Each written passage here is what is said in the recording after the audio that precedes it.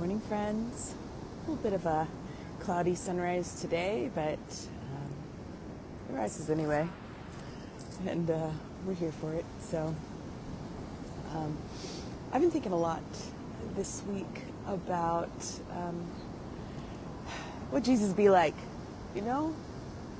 How everything that we sort of expect that our world teaches us, Jesus tends to flip upside down about power, about authority, about sort of how we do this life right, or often in his language they talked about the kingdom of heaven, and our world has turned that into a place you're going to get to someday, and scholars believe in his context it was more about how do you live into the world of now in a different way, by different rules, by the kinds of rules like love your enemy, and that we don't sort of hoard up fortunes, and that we push back against oppression and reach for those on the margins to draw them in. And we love those that others consider unlovable, including our own enemies, okay? So not a spot for us to sit on our high horse, any one of us, me included, to say that the people that I think are quote-unquote doing it wrong, or that I think are mean or bad or whatever I think they are, foolish, they're included too. And I just find myself really challenged this week by what Jesus be like, you know?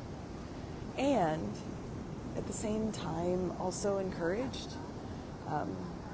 At First Pres in Daytona, we're doing this series on rest, and this last week and this week highlighting the number of times that Jesus went away to rest. Let's be clear here, friends.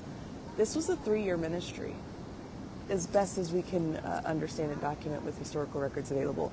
And by the way, one of the most well-documented historical figures in the world, right? So 3 years. And over and over, looking at these texts where he went away to rest, where he took some time for himself, where he took some time to be with God, or, you know, do his spiritual practices.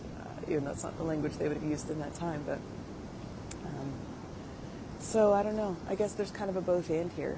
Like the posture we are called to hold internally of always bringing the outsider in, of always loving more, is hard.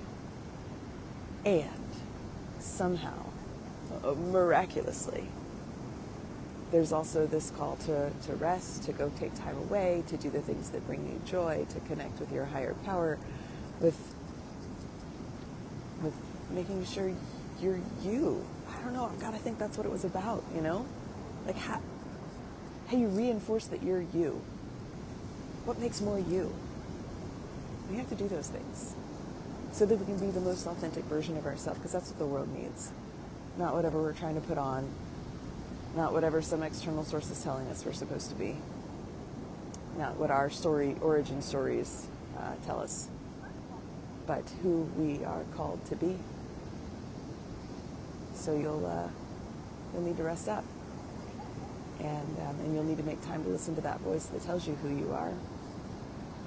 You'll need to make time to get to know your true self. And then we can have exactly what we need in this world, which is an authentic child of God, created in the divine image, with unique gifts, that is you.